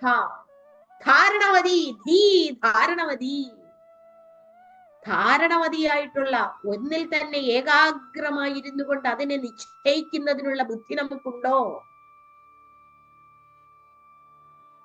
അതുകൊണ്ടാണ് ഭഗവാൻ കൃഷ്ണൻ തന്നെ ഗീതയിൽ പറഞ്ഞിട്ടുണ്ട്, എന്നിൽ തന്നെ നിന്റെ ബുദ്ധിയെ നിർത്തൂ, നിന്റെ മനസ്സിനെ എന്നിൽ തന്നെ അർപ്പിക്കൂ. എന്നിൽ അർപ്പിക്കൂ എന്ന് പറയുമ്പോൾ തെറ്റായി ധരിക്കണ്ട. സാകാര രൂപമാകട്ടെ നിരാകാര രൂപമാകട്ടെ സച്ചിദാനന്ദ സ്വരൂപമായ ബോധത്തിലേക്ക് ശ്രദ്ധ കേന്ദ്രീകരിച്ചു കഴിഞ്ഞാല് സർവത്ര പൂർണ്ണമായിരിക്കുന്ന ദൈവചേതനയെ കണ്ടറിയാൻ കഴിയുമ്പോൾ അഷ്ടരാഗാദികൾ അകലും. നമ്മളുടെ പ്രജ്ഞയ്ക്ക്, നമ്മളുടെ മേധയ്ക്ക്, നമ്മളുടെ ബുദ്ധിക്ക് വൈകല്യം തരുന്നതാണ് ഈ അഷ്ടരാഗാദികൾ. അഹന്തയാണ് മൂലഹേതു. ഈ അഹന്ത ഞാൻ ശരീരമാണെന്ന് വിചാരിച്ചുകൊണ്ട് ഒരു നെഗറ്റീവ് ടോക്ക് കേൾക്കാൻ പറ്റില്ല. നമ്മളുടെ കുഞ്ഞുങ്ങൾക്കൊക്കെ എന്തെങ്കിലും ഒന്ന് അവരെ ഇകഴ്ത്തി പറഞ്ഞു കഴിഞ്ഞാൽ അപ്പോൾ തന്നെ അവരുടെ കറക്ഷന് വേണ്ടി പറയുന്ന വാക്ക് പോലും ഇകഴ്ത്തലുകളാണ്, തന്റെ അപമാനിക്കലുകളാണ് എന്ന് തിരിച്ചറിയുന്ന ഒരു തലമുറയാണ് വളർന്നുകൊണ്ടിരിക്കുന്നത്. അല്ല, നമ്മൾ ആത്മവിശകലനം ചെയ്ത് അവനവനെ ഉദ്ധരിക്കുന്നതിന് തന്നെ അവമതിക്കാതെ തന്റെ കഴിവ് കേടുകളെ, കുറവുകളെ, തന്റെ പ്രതികരണ രീതികളെ ഒക്കെ ഏകാന്തത്തിലിരുന്ന് വിശകലനം ചെയ്യണം. We should never be reactive, rather we should be proactive. നമ്മൾ ഒബ്സർവ് ചെയ്യും. ഒരു കാര്യം കേട്ടാൽ കേൾക്കുന്നതിനുള്ള കല, ക്ഷമ എന്നതായി നമ്മളിൽ വളർത്തിക്കൊണ്ടുവരണം. അവിടെയാണ് പ്രജ്ഞയുടെ വൈഭവം നമുക്ക് തിരിച്ചറിയാൻ കഴിയും. അങ്ങനെ നമ്മളുടെ പ്രജ്ഞ പ്രകാശവത്തായി തീരുമ്പോൾ നമുക്ക് ആ പ്രജ്ഞയെ മറ്റുള്ളതിനെ അപവദിച്ചു മാറ്റുന്നതിന്, നിഷേധിച്ച് തള്ളുന്നതിന്, ആവരണങ്ങളെ ഊരി മാറ്റുന്നതിനുള്ള കഴിവ്, നിത്യ വസ്തു വിവേകം, ആത്മാ സത്യം എന്ന് തിരിച്ചറിയുന്നതിന് നമുക്ക് കഴിവുണ്ടാകും. അപ്പോൾ ഈ ഇന്റലക്ച്വൽ ഷീറ്റ് എന്ന് പറയുന്നത് ബുദ്ധിയും ജ്ഞാനേന്ദ്രിയങ്ങളുമായിട്ട് ചേരുന്നതാണ്. അപ്പൊ ജ്ഞാനേന്ദ്രിയ ദ്വാര എന്ത് കണ്ടുകൊണ്ടിരുന്നാലും അതിനെ എന്ത് കാണണം, എങ്ങനെ കാണണം, നമ്മളുടെ വീക്ഷണകോൺ ഒരേ കാര്യത്തെ പലതരത്തിലാക്കി മാറ്റാം. എല്ലാവിധവും തനിക്കും അന്യനും പ്രയോജനപ്പെടുന്നതല്ലാത്ത ഒരു ചിന്തയും തന്റെ ഉള്ളിൽ വരില്ല എന്ന ഒരു ശ്രദ്ധ ഉള്ള ഒരാളെ സംബന്ധിച്ച് അയാൾക്ക് ആന്തരിക തൃപ്തിക്ക് മറ്റാരെയും മറ്റൊന്നിനെയും അപേക്ഷിക്കേണ്ടി വരില്ല. കാരണം സ്വാത്മതൃപ്തിയും പരപ്രയോജനകരവുമായ ഒരു നിഷ്ണാത ബുദ്ധി അയാൾക്ക് കരസ്ഥമാക്കിയിട്ടുണ്ട്. അപ്പൊ അയാൾ ഏത് വാക്ക് കേട്ടാലും, കാരണം ഈ വാക്കുകൾ വന്നും പോയും ഇരിക്കുന്നതാണ്. ആഗമാപായിനോ അനിത്യാഹ താം തിതിക്ഷസ്വ ഭാരത. അപ്പൊ തിതിക്ഷയൊക്കെ സഹജ സ്വരൂപമായി മാറ്റണം. ഇവിടെ ഇതൊക്കെ പറയുന്ന വാക്കുകളെ ഉപരിപ്ലവമായി കേൾക്കാൻ കഴിയും. പക്ഷെ ഇതിന്റെ വാച്യാർത്ഥത്തെ മാറ്റി ലക്ഷ്യാർത്ഥത്തെ എടുക്കാൻ കഴിവുള്ള പ്രജ്ഞയുള്ളവരുണ്ട്. അപ്പൊ ലക്ഷ്യാർത്ഥത്തെ എടുക്കുമ്പോൾ ആ ലക്ഷ്യാർത്ഥം കൊണ്ട് ശ്രദ്ധയെ ഉള്ളിലേക്ക് തള്ളിവിട്ട് ബുദ്ധിയെ സൂക്ഷ്മതരമാക്കി കാണുന്നതിന്റെ എല്ലാം ഉള്ളിൽ അതിന്റെ നിലനിൽപ്പിന് കാരണമായിരിക്കുന്ന ആ അകാരണ സത്തയെ, പൂർണ്ണ പ്രകാശത്തെ, അതിന്റെ യഥാർത്ഥ സ്വരൂപത്തെ തിരിച്ചറിയുന്നതിന് കഴിയും. അതാണ് വിജ്ഞാനമയ കോശം എന്ന് പറയുന്നത്. ബുദ്ധിയും ജ്ഞാനേന്ദ്രിയവും ചേർന്നതാണ്. ആ കോശത്തെ അപവദിച്ച് തള്ളുന്നതിന് വിജ്ഞാനമയ കോശത്തിന് കരുത്തുണ്ടാകും. അടുത്തതെന്ന് പറയുന്നത് വിജ്ഞാനമയ കോശം എന്ന് പറയുമ്പോൾ ഇന്റലക്ച്വൽ ഷീറ്റ്. അടുത്തത് ആനന്ദമയ കോശം. ആനന്ദമയ കഹ ഏവമേവ കാരണശരീരഭൂത അവിദ്യാസ്ഥ മലിനസത്വം പ്രിയാതിവൃത്തി സഹിതം സദാനന്ദമയ കോശ. ഇവിടെ കാരണ ശരീരമാണ് ആനന്ദമയ കോശം. നമ്മൾ കാരണശരീരം കഴിഞ്ഞ ക്ലാസ്സിൽ പറഞ്ഞതാണ്. കാരണശരീരം എന്ന് പറഞ്ഞാല് അത് അവിദ്യയാലാണ് ഉണ്ടാകുന്നത്, അജ്ഞാനത്താലാണ് ഉണ്ടാകുന്നത്. അപ്പൊ അവിദ്യയാൽ വ്യക്തിയിൽ നിലനിൽക്കുന്ന മലിനസത്വം എന്ന് പറഞ്ഞാൽ ആ സത്വത്തില് അവിടെ വൃത്തിയില്ല. വൃത്തിയില്ലാതെ തന്നെ അതിനുകൊണ്ട് അഭാവപ്രത്യാലംബനാവൃത്തി എന്നാണ് പറയുന്നത്. അപ്പൊ ഇതിലെല്ലാം സുഖം വരുന്നുണ്ട്. അപ്പൊ നമ്മൾ അന്നമയ കോശത്തിലിരുന്നാലും പ്രാണമയ കോശത്തിലിരുന്നാലും മനോമയ കോശത്തിലിരുന്നാലും വിജ്ഞാനമയ ആനന്ദമയ കോശത്തിലിരുന്നാലും വൃത്തി സുഖം വരുന്നു. എന്നാൽ ആത്മാസുഖം നിർവൃത്തി സുഖമാണ്, വൃത്തിരഹിതമായിരിക്കുന്ന സുഖമാണ്. അത് ഇവിടെ ആനന്ദമയ കോശത്തില് എല്ലാവരും സുഷുപ്തിയിൽ അനുഭവിക്കുന്ന സുഖമാണ് ഉണ്ടാകുന്നത്. അവിടെ വൃത്തി സഹിതമായ സുഖമാണ്. ആ വൃത്തിയില് അതുകൊണ്ടാണ് പ്രിയാതി വൃത്തി സഹിതം എന്ന് പറഞ്ഞത്. പ്രിയം എന്ന് പറയുന്നത് മോദവൃത്തി, പ്രിയവൃത്തി, മോദവൃത്തി, പ്രമോദവൃത്തി എന്നൊക്കെ പറയും. അതായത് ഇന്ദ്രിയങ്ങൾ ഒന്നിനെ കാണുമ്പോൾ ആ ഇന്ദ്രിയദ്വാര കാണുന്നത് നമ്മളുടെ ഉള്ളിൽ ഒരു ഇഷ്ടസ്മരണയായി നമ്മളുടെ ഉള്ളിൽ ഇങ്ങനെ ആവർത്തിച്ചുകൊണ്ടിരിക്കുമെങ്കിൽ, ഏതെങ്കിലും തനിക്ക് പ്രിയത്തെ നൽകുന്നതാണ് എന്ന് ചിന്തിച്ചുകൊണ്ട് ആവർത്തിച്ചിരിക്കുമെങ്കിൽ അതൊരു പ്രിയവൃത്തിയാണ്. അത് പ്രാപ്തമായി കഴിഞ്ഞാല് അത് അങ്ങനെ ചിന്തിച്ചുകൊണ്ടിരിക്കുന്നത് അത് മോദവൃത്തിയാണ്. എന്നാല് ഈ പ്രാപ്തമായ വസ്തുവിനെ ഇന്ദ്രിയങ്ങൾ കൊണ്ട് അനുഭവിക്കുന്ന സുഖം ഒരു പ്രമോദവൃത്തിയുമാണ്. വസ്തു ലഭിക്കുന്ന വേളയിലാണ് മോദവൃത്തി, ലഭിച്ചതിനെ ഇന്ദ്രിയങ്ങൾ കൊണ്ട് അനുഭവിക്കുമ്പോൾ പ്രമോദവൃത്തി. അങ്ങനെ പ്രിയാതി വൃത്തികളുടെ ഒരു ലയം പൂർണ്ണമായിട്ട് അഭാവത്താല് അവിദ്യയാല് കാരണശരീരത്തിൽ ലഭിക്കുന്നു. അപ്പൊ ആ വൃത്തിയും നമുക്ക് അപവദിച്ച് തള്ളണം. ഇതൊന്നും ഞാനല്ല എന്ന് തിരിച്ചറിഞ്ഞ് തള്ളണം. ഇത് കേൾക്കുമ്പോൾ കഴിഞ്ഞ ദിവസമുള്ള ക്ലാസ്സുകളിലൊക്കെ ഇത് കേട്ടുകൊണ്ടിരുന്ന നമ്മുടെ കുടുംബാംഗങ്ങൾ പലരും, മാതാജി ഇതൊക്കെ നമ്മളെ പോലുള്ള ഗൃഹസ്ഥാശ്രമികൾക്ക് സാധ്യമാകുമോ? സന്യാസ മാർഗത്തിൽ സഞ്ചരിക്കുന്നവർക്കല്ലേ പാടുള്ളൂ. ഇവർക്കൊക്കെ എങ്ങനെ സാധിക്കും? ഇത് സൂക്ഷ്മതരമായ ശാസ്ത്രമല്ലേ? സ്നേഹസ്വരൂപികളായ എന്റെ ബന്ധുക്കളെ, ഒരു സത്യം പരമമായിട്ടും പറയാം. ഇത് വേഷം മാറുന്നത് കൊണ്ടോ, താമസിക്കുന്ന ഇടം മാറുന്നത് കൊണ്ടോ, അല്ലെങ്കിൽ അത് ഗുഹയോ പർവ്വതമോ മറ്റ് ആശ്രമമോ എന്നുള്ളതൊന്നുമല്ല പ്രസക്തം. പിന്നെയോ തന്റെ അന്തരംഗത്തില് വിവേക വൈരാഗ്യത്താൽ സമാധിഷ്ഠ സമ്പത്തിയാൽ എങ്ങനെ ആ ജ്ഞാനം ആചാര്യ കൃപയാൽ അനാവൃതമാകുന്നു എന്നുള്ളതാണ് പ്രസക്തി.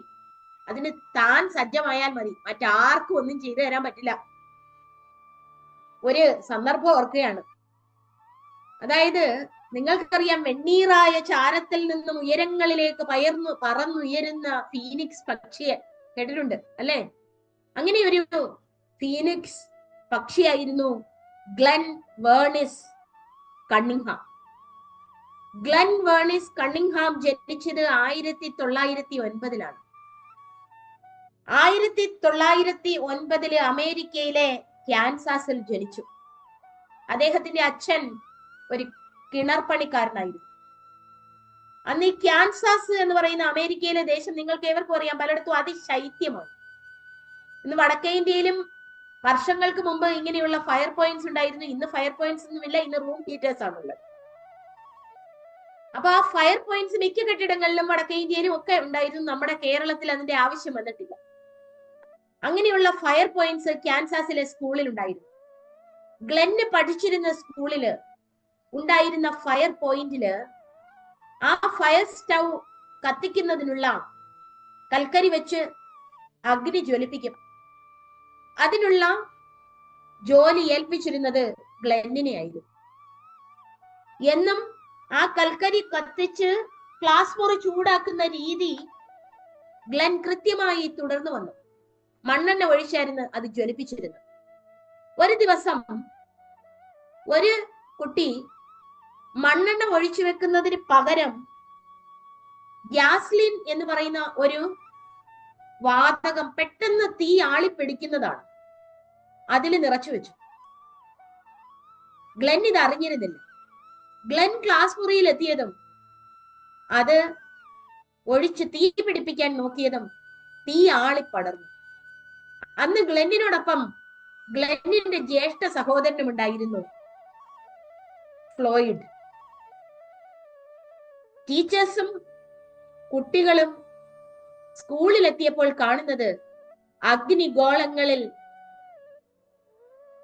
മറഞ്ഞു കിടക്കുന്ന ഗ്ലെന്നിനെയും സഹോദരനെയുമായിരുന്നു. സഹോദരൻ സംഭവ സ്ഥലത്ത് വെച്ച് തന്നെ മരണപ്പെട്ടു. ഗ്ലെന്നിനെ തൊട്ടടുത്തുള്ള ഒരു ആശുപത്രിയിൽ എത്തിച്ചു. ഗ്ലെന്നിന്റെ അരയ്ക്ക് കീഴ്ഭാഗം മൊത്തമായി വെന്ത് വെണ്ണീറായിരുന്നു. ആശുപത്രിയിലെ ഡോക്ടർമാർ കിണഞ്ഞ് പരിശ്രമിച്ചു, വേണ്ടതൊക്കെ ചെയ്തു. പക്ഷേ അവർക്കൊരു കാര്യം മനസ്സിലായി.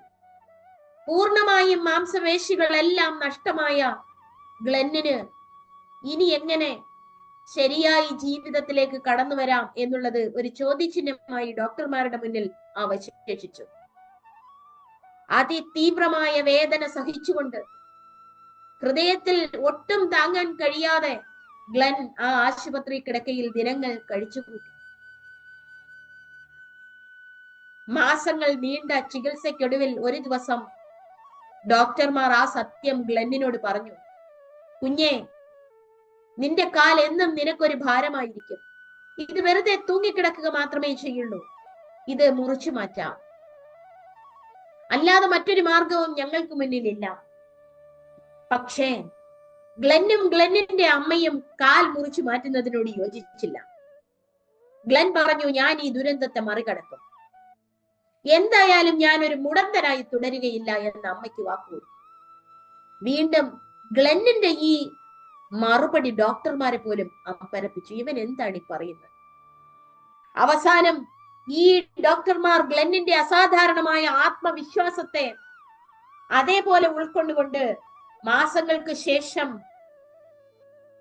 തൂങ്ങിയാടുന്ന കാലുകളുമായി ആശുപത്രി കിടക്ക വിട്ട് ഗ്ലെൻ വീട്ടിലെത്തി ഓരോ ദിവസവും അമ്മയും അച്ഛനും ചേർന്ന് പതുക്കെ പതുക്കെ കാലുകൾ തലോടി അവന് ആശ്വാസം പകർന്നു നൽകാൻ നോക്കി. പക്ഷേ സ്പർശനശേഷി ലെവലേശം ഇല്ലായിരുന്ന ഗ്ലെന്നിന് ഇതൊന്നും തിരിച്ചറിയാൻ കഴിഞ്ഞില്ല. പക്ഷെ അവരവരുടെ സ്നേഹനിർഭരമായ ആ ചികിത്സാ പദ്ധതി തുടർന്നു. മാസങ്ങൾ കഴിഞ്ഞു. മസിലുകൾക്ക് ജീവൻ വെക്കാൻ തുടങ്ങി. അവൻ പറഞ്ഞു, എന്തു തന്നെയായാലും ഞാൻ നടക്കും. അവന്റെ ഇച്ഛാശക്തിയെ താഴ്ത്തിക്കെട്ടാൻ ആർക്കും കഴിഞ്ഞില്ല.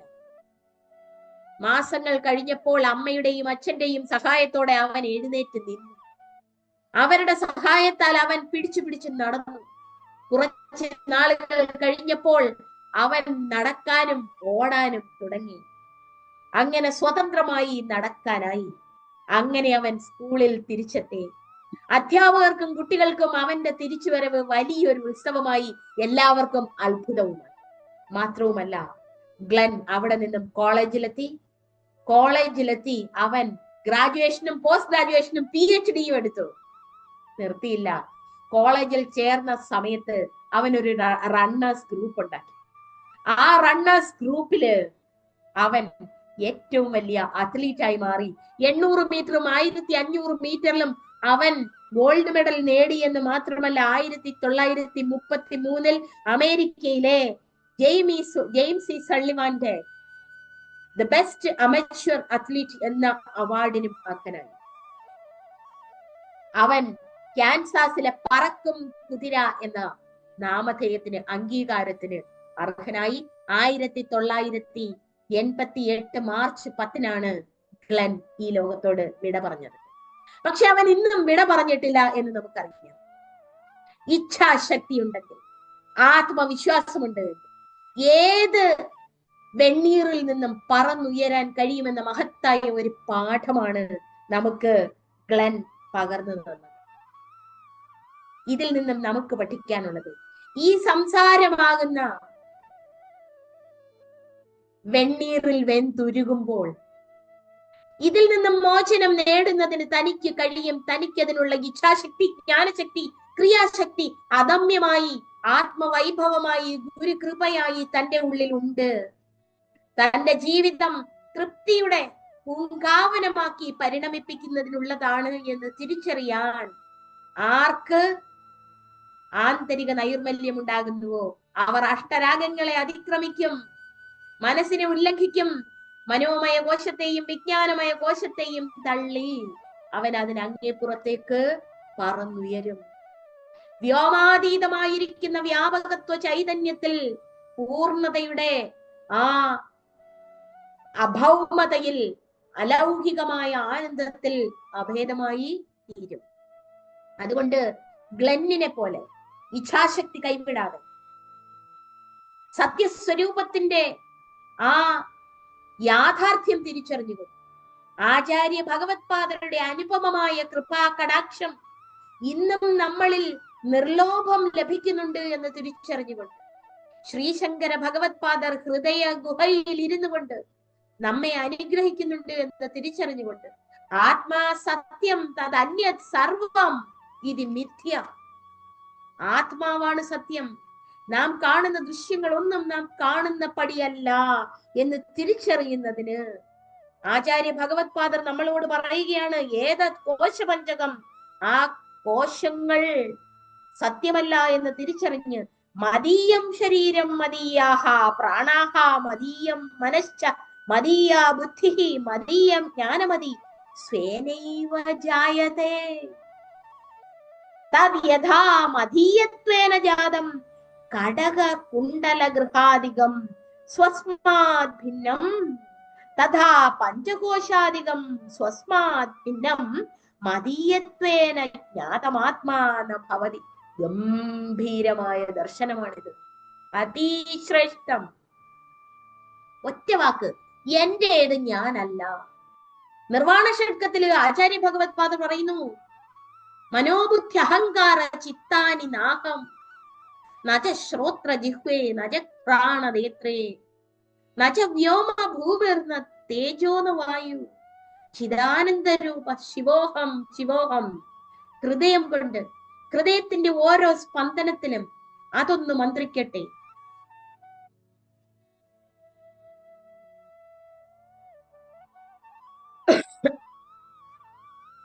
ലബ് ഡബ് ലബ് ഡബ് എന്ന ഹൃദയ സ്പന്ദനം ആ മാംസളമായ അവയവത്തിന് ചൈതന്യം പകർന്നു നൽകുന്ന ആ സ്പന്ദനരഹിതമായിരിക്കുന്ന നിശ്ചല ബോധം സത്തായി, പ്രകാശമായി, ആനന്ദമായി, നാമായി സർവത്ര പൂർണ്ണമായി നിലനിൽക്കുന്നു എന്ന് തിരിച്ചറിയാൻ നമ്മൾക്ക് കരുത്തുണ്ട്. കാരണം ആചാര്യ ഭഗവത് പാദർ നമ്മോട് പറയുകയാണ്, എന്റേത് ഞാനല്ല, എന്റെ ശരീരം ഞാനല്ല, എന്റേതെന്ന് അറിയപ്പെടുന്നത് ഒന്നും ഞാനല്ല. എന്റെ കാല് ഞാനല്ല, എന്റെ കൈ ഞാനല്ല. ഗൃഹാദി കടക കുണ്ടല ഗൃഹാദികം, അത് അടുത്ത ക്ലാസ്സിൽ വിശദീകരിക്കാൻ, ഇന്ന് വിശദീകരിക്കാൻ സമയമില്ല. ഈ പഞ്ചകോശാദികൾ ഞാനല്ല എന്ന് ഇനി പറയുകയാണ്. എന്റെ കാറ്, എന്റെ വാച്ച്, എന്റെ വീട്, എന്റെ ശരീരം ഞാനല്ല. എന്റെ കമ്മൽ ഞാനല്ലാത്തതുപോലെ, എന്റെ വീട് ഞാനല്ലാത്തതുപോലെ, എന്റെ മാല ഞാനല്ലാത്തതുപോലെ, എന്റെ ശരീരം, എന്റെ മനസ്സ്, എന്റെ ചിന്ത, എന്റെ ബുദ്ധി, എന്റെ പ്രാണൻ, എന്റെ നിദ്ര, ഇതൊന്നും ഞാനല്ല. എത്ര കൃത്യമായി സ്പഷ്ടമായി ആചാര്യ ഭഗവത് പാദർ പറയുന്നു. ഇത് തന്നെ ഒരു 10-40 ശ്ലോകങ്ങളിലായിട്ടൊക്കെയാണ് ഈ പഞ്ചകോശങ്ങളെ മറ്റ് പ്രകരണ ഗ്രന്ഥങ്ങളില് ആചാര്യശ്രേഷ്ഠൻ വിസ്തരിച്ചിട്ടുള്ളത്. അത് നമുക്ക് മനസ്സിലാക്കണമെങ്കിൽ ഈ പ്രകരണ ഗ്രന്ഥത്തിന്റെ പ്രഥമ പാഠങ്ങൾ ഹൃദിസ്ഥമാക്കി ആവർത്തിച്ച് അനുസന്ധാനം ചെയ്യും. അദ്ദേഹം ആ മഹാനുഭാവൻ പ്രത്യക്ഷ ബ്രഹ്മം നമ്മളോട് പറയുകയാണ്, പഞ്ചാനാം അപി കോശാനാം അപവാദേ, പഞ്ചാനാം അപി കോശാനാം അപവാദേ വിഭാത്യയം ശുദ്ധ നിത്യാനന്ദ രസൈ നിത്യാനന്ദൈകരസ. നിത്യാനന്ദം എന്ന ഏകരസത്തോടു കൂടി ശുദ്ധമായിരിക്കുന്ന ആത്മാവ് പ്രത്യഗ്രൂപമായിട്ട് പരമ പ്രകാശമായിട്ട് സ്വയം ജ്യോതിയായിട്ട് വിരാജിക്കുന്നു. എപ്പോൾ? പഞ്ചാനാമപി കോശാനാം അപവാദേ. അപവദിച്ച് തള്ളുക എന്ന് പറഞ്ഞാൽ ഇത് സത്യമല്ല, നിത്യമല്ല, ഉള്ളതല്ല എന്ന് തിരിച്ചറിഞ്ഞ് അപവദിച്ച് തള്ളുമ്പോൾ. എപ്പോഴ്? പഞ്ചാനാമപി കോശാനാം അപവാദേ വിഭാത്യയം ശുദ്ധ നിത്യാനന്ദൈകരസ. നിത്യാനന്ദം എന്ന് പറയുന്ന ഏകരസത്തോടുകൂടി പ്രത്യഗ്രൂപ പര സ്വയം ജ്യോതി. അപ്പോൾ നമ്മൾ പറയും അന്തർജ്യോതി ബഹിർജ്യോതി പ്രത്യഗ്ജ്യോതി പരാത്പരാ ജ്യോതിർജ്യോതി സ്വയം ജ്യോതി ആത്മജ്യോതി ശിവോസ്മ്യഹം. ബ്രഹ്മശ്രീ ശാന്താനന്ദഗിരി സ്വാമിജി പൂർണ്ണാനുഭൂതി എന്ന ഗ്രന്ഥത്തിൽ എഴുതിയിട്ടുണ്ട്, കോശത്തിൽ സ്ഥിതി ചെയ്യുന്നവനോ കോശവിലക്ഷണനാണെന്നും, കോശത്തിൽ സ്ഥിതി ചെയ്യുന്നവനോ കോശവിലക്ഷണനാണെന്നും ആശയടർത്തി നിരാശയിൽ വാഴും പാശവിമുക്തർക്കറിവാകും. ആശയടർത്തി നിരാശയിൽ വാഴും പാശവിമുക്തർക്കറിവാകും. കോശത്തിൽ സ്ഥിതി ചെയ്യുന്നവനോ കോശവിലക്ഷണനാണെന്നും ആശയടർത്തി നിരാശയിൽ വാഴും പാശവിമുക്തർക്കറിവാകും. സർവകോശങ്ങളുടെയും ആന്തരിക ശക്തി ചൈതന്യം കോശവിലക്ഷണമായിരിക്കുന്ന ആത്മാവാണ് എന്ന് വിരാഗ വിവേകത്താൽ മുമുക്ഷത സ്വരൂപമായിരിക്കുന്ന പാശവിമുക്തന് ബോധ്യപ്പെടും എന്ന് നമ്മുടെ ഗുരുനാഥൻ ശാന്താനന്ദഗിരി സ്വാമിജി പൂർണ്ണാനുഭൂതിയിൽ വെളിപ്പെടുത്തി. തീർച്ചയായിട്ടും ഈ പഞ്ചകോശങ്ങളുടെ വിശകലനം അടുത്ത ക്ലാസ്സിൽ നമുക്ക് തുടർന്ന് കുറച്ചുകൂടി ശ്രദ്ധിക്കേണ്ടതായിട്ടുണ്ട്. കാരണം ഈ കോശങ്ങളെ ഏകാന്തത്തിലിരുന്ന് വിവിക്തദേശവാസിയായിട്ട് എല്ലാവരുടെയും കൂട്ടത്തിലിരിക്കും, പക്ഷെ നമ്മൾ ഒറ്റയ്ക്കിരുന്നത് വിശകലനം ചെയ്യും. എല്ലാരും ഉള്ളോരിടത്തിരുന്ന് ആരും ഇല്ലാത്തവനായിടേണം, എല്ലാരും ഉള്ളോരിടത്തിരുന്ന് ആരും അല്ലാത്തവനായിടേണം. അങ്ങനെ ഈ മഹത്തായ തത്വത്തെ, കോശങ്ങളെ വിശകലനം ചെയ്ത് അതിനെ അപവദിച്ച് ആ സത്യസ്വരൂപമായിരിക്കുന്ന പഞ്ചകോശ അതീത സൻ സത് ആത്മാ എന്ന് അനുഭവിക്കുന്നതിന് ആദിശങ്കര ഇന്റർനാഷണൽ ഫൗണ്ടേഷനിലെ എല്ലാ കുടുംബാംഗങ്ങൾക്കും കഴിയട്ടെ എന്ന് പ്രാർത്ഥിച്ചുകൊണ്ട് അദ്വയ ബ്രഹ്മസ്വരൂപമായ ആചാര്യ ഭഗവത് പാദരുടെ പാതാര വിന്ദങ്ങളിൽ,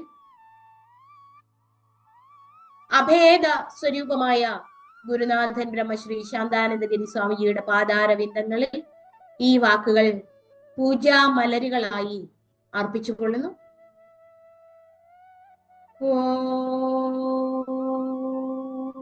വാ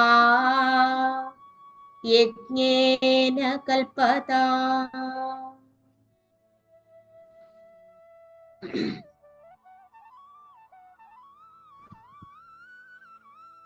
വളരെ സന്തോഷം മാതാജി. ആർക്കെങ്കിലും എന്തെങ്കിലും സംശയങ്ങൾ ഉണ്ടെങ്കിൽ ചോദിക്കാവുന്ന ഒരു 2 മിനിറ്റും കൂടെ അവസരം കൊടുക്കാമെന്ന് തോന്നുന്നുണ്ട്. മാതാജി പറയുകയാണെങ്കിൽ. തീർച്ചയായിട്ടും ആർക്കെങ്കിലും എന്തെങ്കിലും സംശയങ്ങൾ ഉണ്ടെങ്കിൽ ചോദിക്കാവുന്നതാണ്. സംശയങ്ങളൊന്നുമില്ല ജയശങ്കര, പക്ഷെ ക്ലാസ് കഴിയുമ്പോ ഒരു വിഷമാണ്. അതുവരെ അനുഭവിച്ച എന്താണോ അതില്ലാതെ പോകുമ്പോ ഒരു വിഷമാണ്. ജയശങ്കര. നമസ്തേ മാതാജി. നമസ്തേ. നെറ്റ് കിട്ടിയില്ല, ഞാൻ ഇന്ന് എന്റെ സ്ഥലത്തല്ലാത്തത് കൊണ്ട്, നെറ്റ് കിട്ടാത്തത് കൊണ്ട് എനിക്ക് ഇച്ചിരി ലേറ്റ് ആയി കയറാൻ. എങ്കിലും ഈ പഞ്ചകോശങ്ങളെ ഇപ്പൊ പ്രവർത്തനത്തെ കുറിച്ച് പറഞ്ഞു. നമ്മളൊരു കാര്യം ചെയ്യുന്നതിന് മുമ്പേ എന്തെല്ലാം പ്രവർത്തനങ്ങൾക്ക് ശേഷമാണ്, ഇപ്പം തീക്കട്ട കണ്ടിട്ട് അതിൽ ഒരു കാര്യം ചവിട്ടണ്ട എന്ന് നമ്മൾ തീരുമാനിക്കുന്നത് ഏതെല്ലാം പ്രവർത്തനങ്ങൾക്ക് ശേഷമാണെന്നുള്ളതൊക്കെ നമ്മുടെ ഈ ശരീരത്തിൽ നടക്കുന്ന അതീതമായ, ശരീരത്തിന് അതീതമായ പ്രവർത്തനങ്ങളെ വിവരിച്ചു തന്നപ്പോ ശരിക്കും അതിശയം തോന്നി. അറിഞ്ഞതിനേക്കാട്ടിൽ എത്രയോ അറിയാനിരിക്കുന്നു. മാതാജി പറയുന്നത് നന്നായിട്ട് മനസ്സിലാവുന്നുണ്ട്. വളരെ സന്തോഷം. ഗഹനമായ വിഷയങ്ങളെ ലളിതമായി പറഞ്ഞു തരുന്നതിന് വളരെ വളരെ സന്തോഷം. പാദ നമസ്കാരം. മോട്ടിവേഷൻ ക്ലാസ് കൂടിയാണ് അല്ലെ? കേട്ടിരിക്കുമ്പോൾ നമുക്കൊരു ലൈഫിലെ ജീവിതത്തിന്റെ മുന്നോട്ടുള്ള ഇതെന്താ പറയുക, ഇരുട്ടെന്ന് തോന്നുന്നവർക്ക് ഒരു മോട്ടിവേഷൻ ക്ലാസ് കൂടിയാണ് സ്വാമിനിയുടെ പ്രഭാഷണം. വളരെ ലളിതമായി ഏതൊരുത്തർക്കും പങ്കെടുക്കുന്ന ഏതൊരുത്തർക്കും അത് മനസ്സിലാകുന്ന രീതിയിലാണ് സ്വാമിനിയുടെ അവതരണവും. വളരെ സന്തോഷം തോന്നുന്നു, വളരെ അഭിമാനവും. വേറെ ആരെങ്കിലും ഉണ്ടോ ചോദിക്കാൻ? എനിക്ക് തോന്നുന്നു സരസ്വതി ഏട്ടത്തെ എന്തോ ചോദിക്കാനായിട്ട് ഓൺ ചെയ്തിട്ടുണ്ട്, ചോദിച്ചോളൂ. വളരെ വളരെ നല്ല ക്ലാസ്. അഭിപ്രായം എത്ര പറഞ്ഞാലും മതിയാകത്തില്ല. ഇത്ര സ്പഷ്ടമായിട്ട് നമുക്കത് എത്ര നേരം ഇരുന്ന് കേട്ടാലും മതി വരില്ല. അമ്മേ നമസ്കാരം, പാദ നമസ്കാരം ചെയ്യുന്നു. വാമനേട്ടൻ.